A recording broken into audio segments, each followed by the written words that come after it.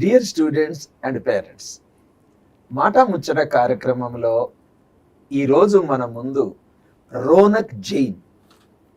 ఏంటి అబ్బాయి ప్రత్యేకత అంటే ఏస్ ఇంజనీరింగ్ కాలేజీలో ప్రస్తుతం BTech third year triple electrical and electronics engineering చేస్తున్నాడు.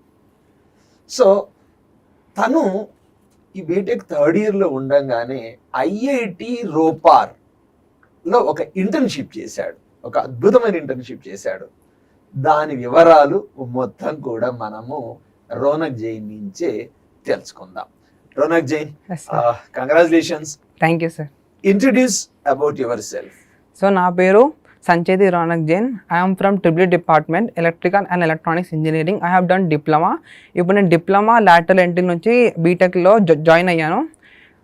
సో నాకు ఈ ఇంటర్న్షిప్ ఎలా వచ్చిందంటే, ఫస్ట్ మన కాలేజ్లో కొన్ని ట్రైనింగ్స్ అయినాయి, మైరా అకాడమీ అని. సో మైరా అకాడమీ వల్ల నాకు చాలా హెల్ప్ అయింది. దాంట్లో electric vehicles, power train modelling అనేది చాలా హెల్ప్ అయింది. దానివల్ల నేను ఆ రిసోర్స్ పర్సన్ని కనెక్ట్ అయ్యాను. ఒకసారి రిసోర్స్ పర్సన్ కనెక్ట్ అయ్యాక నేను ఐఐటి రూపాయల వెబ్సైట్లో ఆ ప్రొఫెసర్కి మెయిల్ చేశాను, నాకు సో ఇంటర్న్షిప్ కావాలని. సో ఇంటర్న్షిప్లో సార్ నాకు ఫస్ట్ నా రెజ్యూమే తీసుకున్నాడు. After taking my resume they have taken an interview.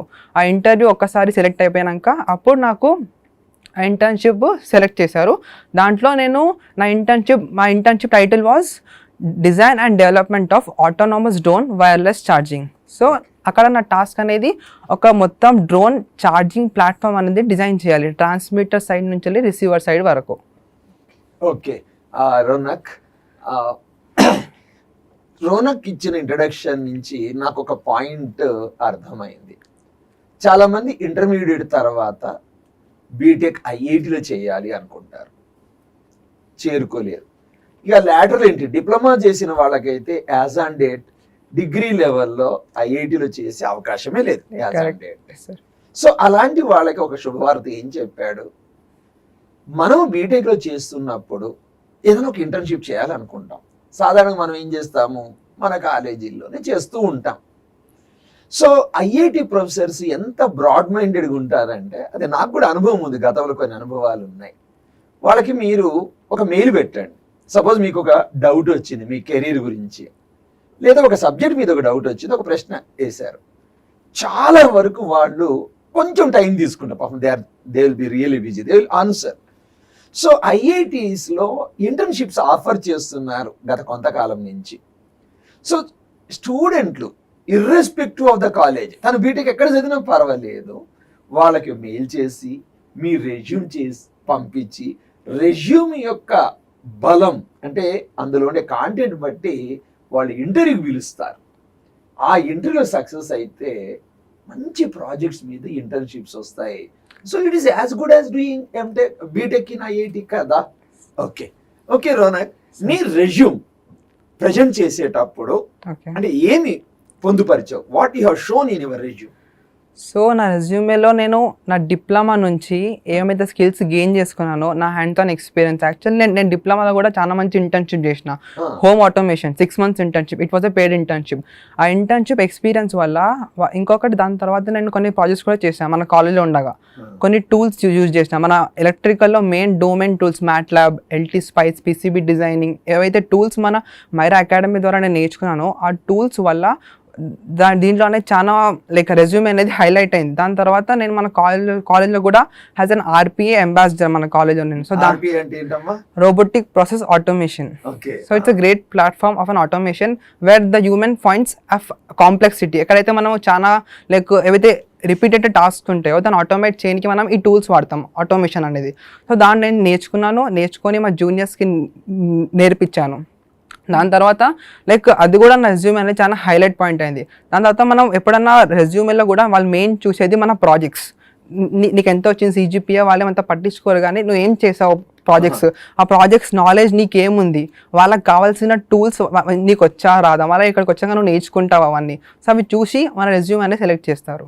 Very good Ronak. So తను చూడండి, డిప్లొమా లెవెల్ నుంచే ప్రాజెక్ట్స్ ఇంటర్న్షిప్ చేస్తున్నారు. అసలు ఇంజనీరింగ్ అంటే ఏంటి, bridging the gap between theory and practice. అయితే 90% స్టూడెంట్స్ ఇంజనీరింగ్ చేరితే నాకు డిగ్రీ సర్టిఫికేట్ వచ్చిందా లేదా, నాకు మినిమం క్రెడిట్స్ వచ్చినాయా లేవా, నాకు సిజిపిఏ వచ్చిందా లేదా, ఇంతవరకే లిమిట్ అవుతున్నారు. అసలు ఇంజనీర్ డెఫినేషనే వేరు కదా.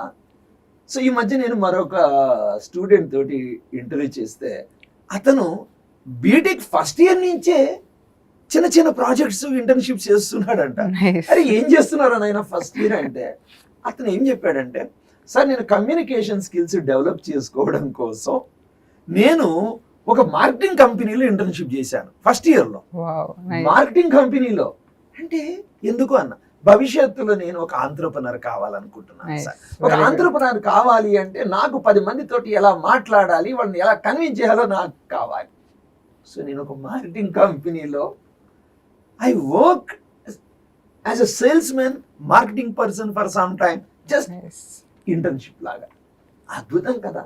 So my dear students, BTech first year నుంచే బీటెక్ సబ్జెక్ట్కి అదనంగా ఏదో ఒక స్కిల్, ప్రాక్టికల్ స్కిల్ డెవలప్ చేసుకుంటే అస్సలు మిమ్మల్ని ఎవరు ఆపలేరు. Correct.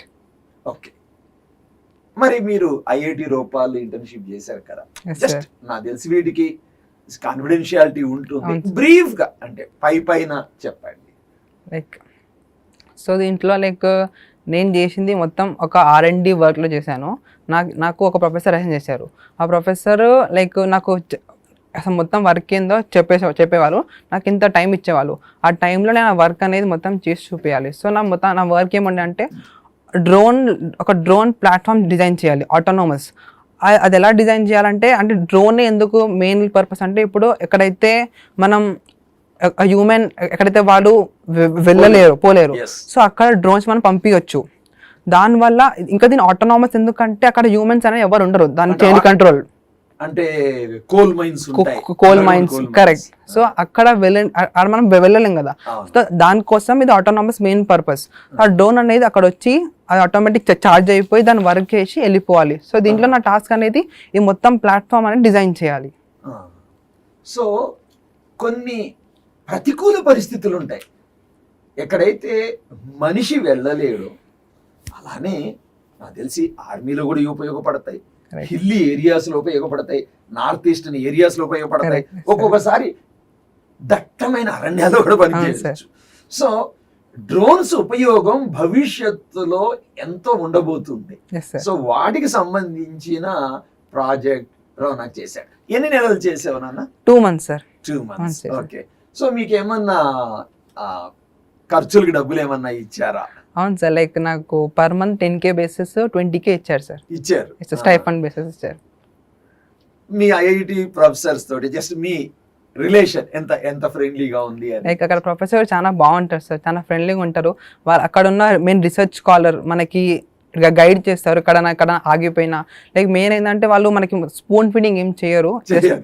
ప్రొఫెషనల్. చెప్తారు ఏం వర్క్ ఉంది, ఏం చేయాలో. You have to search everything and you have to find the problem and you have to find solutions only.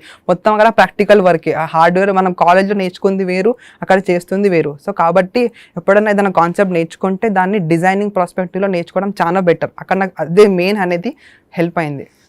Ronak చెప్పినట్టు స్పూన్ ఫీడింగ్ ఉండదు.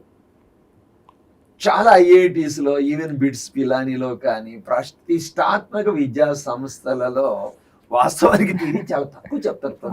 కరెక్ట్.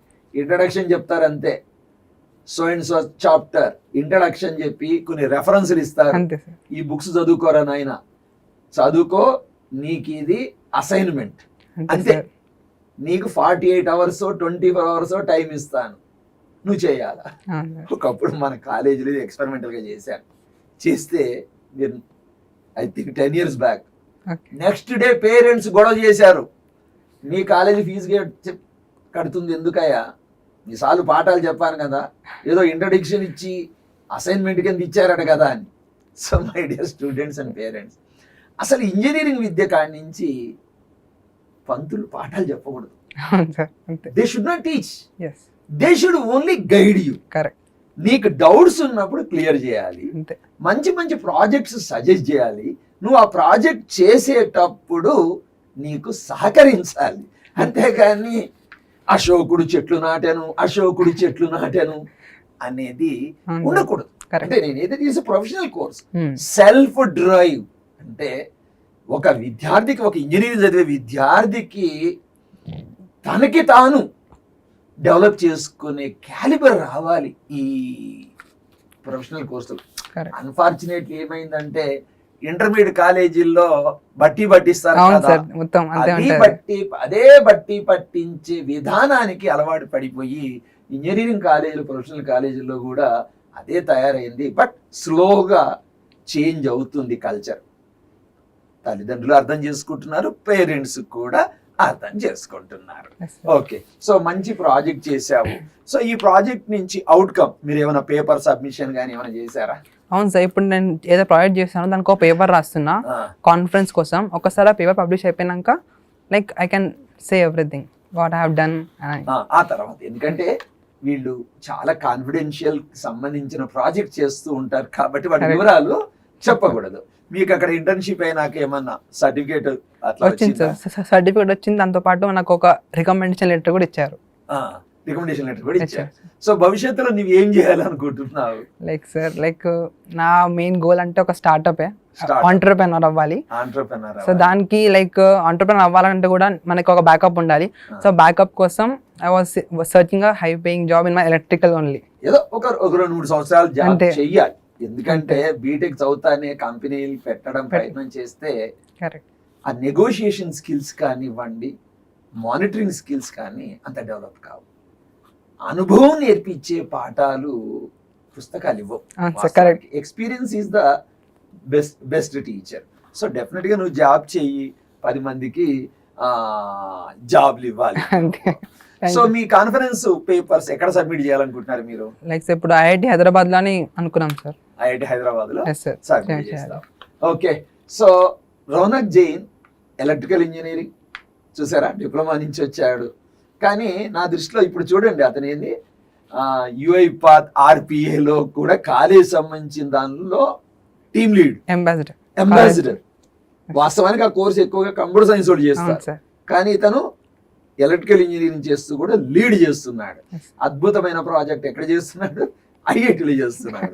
సో భవిష్యత్తులో అసలు అతను జాబ్ గురించి ఆలోచించాల్సిన అవసరం లేదు. సో రౌనక్, జూనియర్స్ కి నువ్వు చెప్పే, అంటే ఎలక్ట్రికల్ ఇంజనీరింగ్ చేస్తున్నారు కదా, ఓకే సార్. సో ఒకటే సజెషన్ అందరికీ, లైక్ ఏది నేర్చుకున్నా డిజైనింగ్ ప్రాస్పెక్ట్లో నేర్చుకోండి. జస్ట్ ఎగ్జామ్ కోసం చదివి రాయడం అదంతా ఒకవైపు, ఎక్కడైనా మీకు హెల్ప్ అయ్యేది. కానీ సపోజ్ ఏ చిన్న కాన్సెప్ట్, ఒక రెక్టిఫైర్ నేర్చుకున్నా, ఆ రెక్టిఫైర్ని కాంపోనెంట్స్ ఎలా సెలెక్ట్ చేసుకోవాలి, ఆ డేటా షీట్స్ ఎలా చదవాలి, దాన్ని ఎలా డిజైన్ చేయాలి, అది నేర్చుకుంటేనే మీకు మెయిన్ వర్క్ అనేది వస్తుంది. So I suggest do the projects. ఇంకొకటి, మన బ్రాంచ్ కాకుండా వేరే దాంట్లో కూడా చూడండి. లైక్ అంటే మనది కాకుండా సైడ్ అసలు కూడా ఉండాలి. ఎందుకంటే మన బ్రాంచ్ మీదనే డిపెండ్ కాకుండా మన బ్రాంచ్లోనే సాఫ్ట్వేర్ చాలా ఉన్నాయి. మ్యాట్లాబ్ ఉంది, ఎల్టీ స్పైస్ ఉంది, పీసీబీ డిజైనింగ్ ఉంది. ఇవన్నీ నేర్చుకుంటే మీకు రెజ్యూమేలో చాలా ఎలక్ట్రిక్ వెహికల్స్ అంటే ట్రెండింగ్ టెక్నాలజీ సైడ్ వెళ్ళాలి, తప్పదు.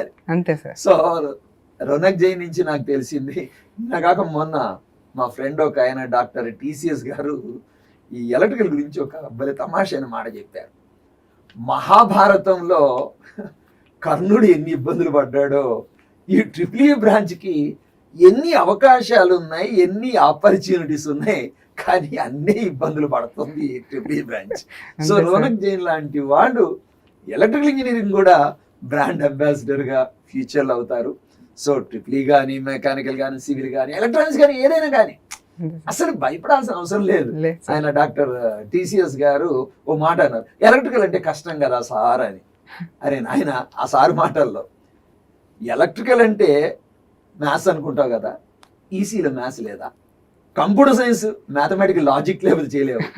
ఏఎంఎల్ అంటే అసలు ఏఎంఎల్ డాటా అంతా మ్యాథ్సే కదా. సో నీకు ఇంట్రెస్ట్ ఉండాలి. అంతే సార్. సో నీకు ఇంట్రెస్ట్ ఉంటే అది ఎలక్ట్రికలా, బయోమెడికలా, బయోటెక్నాలజీయా, మెరైనా, మైనింగ్ ఇంజనీర్ అని ఏదైనా ఒకటి. మ్యాథమెటిక్స్ అనేది లేకపోతే ఇంజనీరింగే లేదు. సో టఫ్ అనేది కాదు, ఎలక్ట్రికల్ కాదు, ఏది టఫ్ కాదు. నీకు ఇష్టం ఉంటే ఏది కష్టం కాదు. ఓకే రౌనక్, సో నీలాంటి వాళ్ళ వల్ల సో భవిష్యత్తులో ఒక ఎలక్ట్రికల్ ఇంజనీరింగ్ చేయాలనుకున్న వాడికి ఒక కాన్ఫిడెన్స్ వస్తారు. కరెక్ట్. సో నువ్వు ఒక దిక్సూచి లాగా ఒక డైరెక్షన్ లాగా ఉంటావని భావిస్తున్నాను. Thank you okay, sir. Thank you, all the best, God bless you. Thank you.